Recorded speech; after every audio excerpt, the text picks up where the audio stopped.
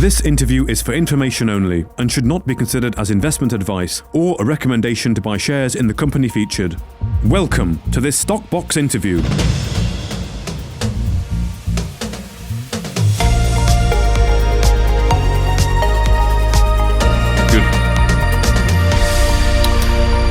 Well, joining us today is Nick Tulloch, the chairman of ECR Minerals, and Mike Whitlow, the COO of ECR Minerals, following the publication of the company's financial report. Well, thank you very much, both of you, for joining us today. Nick, first of all, how are you doing? Very well, and good to see you again, Mark. Hope all's well with you. Yes, indeed. And Mike, of course, good to be chatting to you. All things good with you? Fantastic. Couldn't be happier.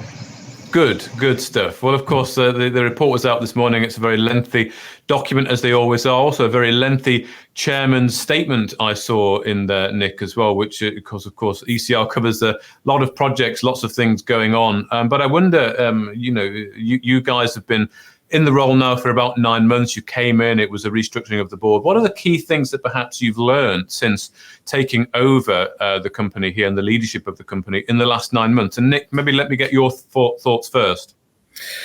Sure. Well, it was a deliberately long statement. I mean, we felt this was our sort of 6-month report card. We joined midway through September. The interims take us up to the end of March, and it just felt like a good opportunity to say, well, this is what we've done. This is what's happened over the last 6 months, both in terms of the projects and also some of the operational matters. And given we've got quite a wide range of projects, 2 different regions in Victoria and Queensland, the idea was to go through project by project and say either what we've done or what we're going to do, and also just explain some of the operational changes. And I've always been very clear that we think the money should be spent in the ground, not on each other, not on expensive offices. And you will have seen in the statement a very clear theme that's continuing, and that's something that's now ingrained in the ECR culture. Okay, so that's something you want to continue then, controlling the financial costs. And how are you looking on the financial front at the moment?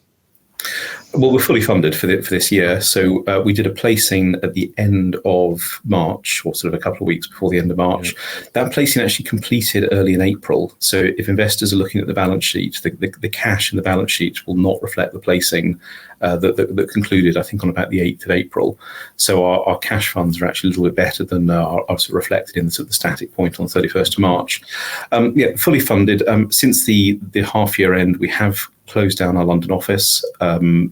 We're now operating out actually the office I'm based in Scotland, and this is just consistent with running the company on a little bit more of an efficient basis. Mike and I joined on a very much share-based remuneration package. The other members of the board have operated a salary sacrifice scheme that started at the tail end of last summer and has been extended actually until the end of this month.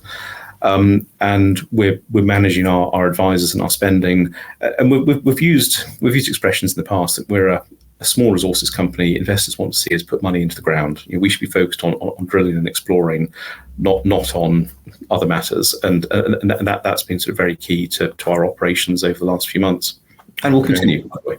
Good. Well, Mike, from your point of view, what have you learned as the Chief Operating Officer of ECR since you came? Any things that stand out that you've learned? I've learned that when Nick became the chairman, he started to sound a bit more boring than when he was a bit more feisty as the managing director. He seemed to have a bit more spirit about him then. It must be the role change. I mean, in layman's terms, what we're sort of saying to the market here is we're focusing on, spending less on the things that we don't need to be spending it on, and spending more on the things that are going to be value drivers for investors moving forward. And that's the key takeaway from this. It would be inappropriate of us to come in and start to replicate this sort of cash cow type mentality that we're seeing with many other of our peers out there. And that's not a judgment on them, but more so a reflection on us as two people with an enlarged board that believe that the value is going to come from the operations. And of course, that's what we're going to discuss today, as well as the accounts. Yeah, indeed. Well, I mean, I know you talked about it was mentioned in the report there that you want to commitment to focus on factors and attract new investors, so controllable factors and attracting new investors into the story here. And I know you've done a lot of work across the different different projects throughout the course of the last 9 months. So, I mean, where do you see the path of the company, or are you still sort of discovering it? Are you still trying down different paths before you make a decision, we're going to focus down this one? Look, there seems to be a requirement for us to focus on one asset and not, keep doing what we're doing. And I think that would be the wrong direction to take us in. Why do I say that? Because I think Blue Mountain originally was an asset that was ranked quite low in comparison to the rest of the assets that we hold. And if you look at, Adams arrived on site in the last 24 hours, you look at the work that was done there historically, there's a great opportunity there for us to run that pilot plant, start to produce on a small scale, prove the concept of producing gold. That's what we hope to replicate. It's what's been done in the past. This was an asset that perhaps fell way down the ranking. And had we have not been applying the methodology that we've been applying since joining the company, that could have been missed. So I don't think there's any real need for us to thrust ourselves into perhaps Tambo, albeit the results there at 51.5 grams was encouraging, any more than we need to go and thrust ourselves into Lulworth, where we had stream samples of 1.3 kilograms per ton, equivalent. And I think, one of the frustrations that I have as COO here is the market. We keep on, sort of trying to steer the market to where we see the value, and it's been overlooked. Lulworth's overlooked. We'll see what we get from Blue Mountain.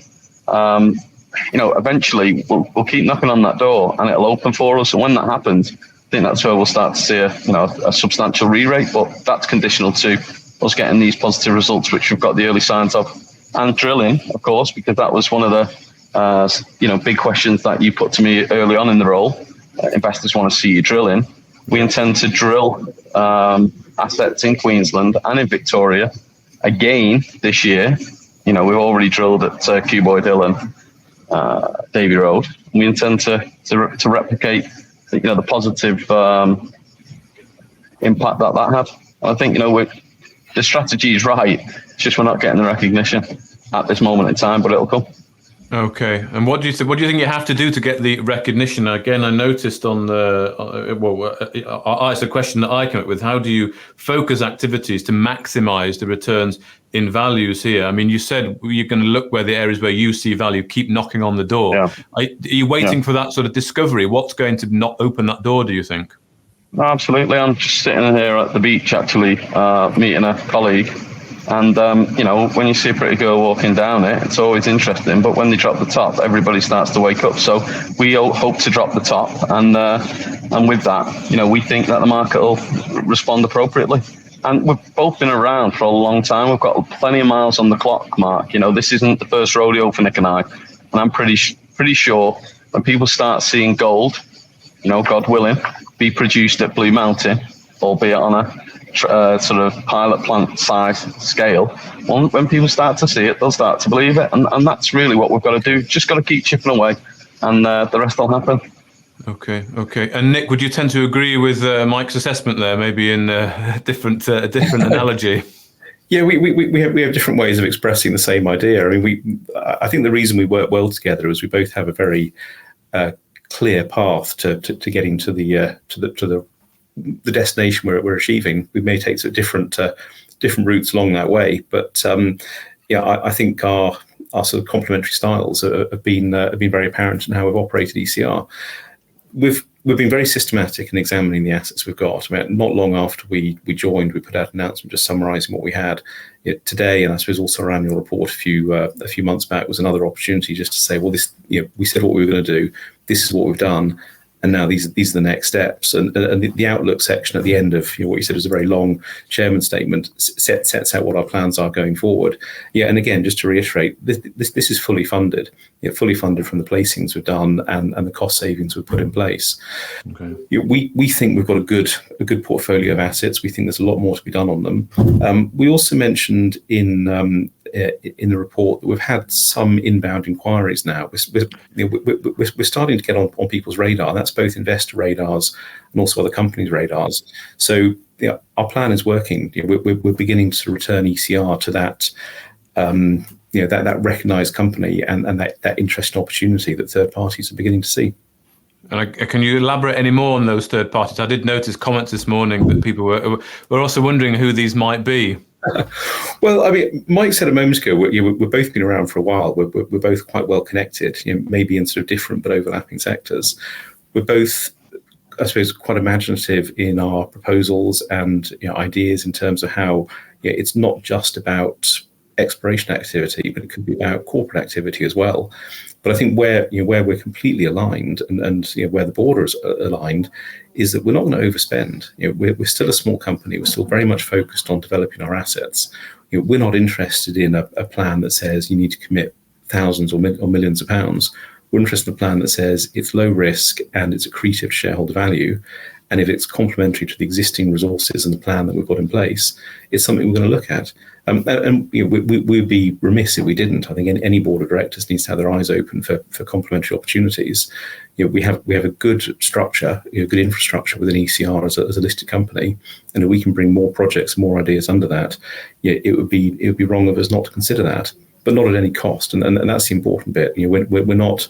I don't want people to think we're completely promiscuous and open for business with anyone. That's not the case at all. We're actually very selective, and the opportunity to bring new ideas into the business will be reviewed on a regular basis, but with that element of caution.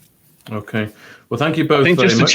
Just to chip in, Mark, at the end of that. Sorry, mate. I also think it's important to mention that in this market, if you can't do enterprising deals, and then there's something wrong with you. We're not taking a scattergun approach. We're not throwing as much up at the wall and hoping some of it sticks. We think in this market, which we are ourselves having to battle with, we can find the transactions that are going to be complementary of the assets that we've already got under our banner. And I think there's a huge amount of opportunity. We didn't forget the tax credits. That's something that's been thrown out. And we understand that the Ant and Dec fans might have softened a little bit, but we'll get ready to rumble again. Don't worry about that.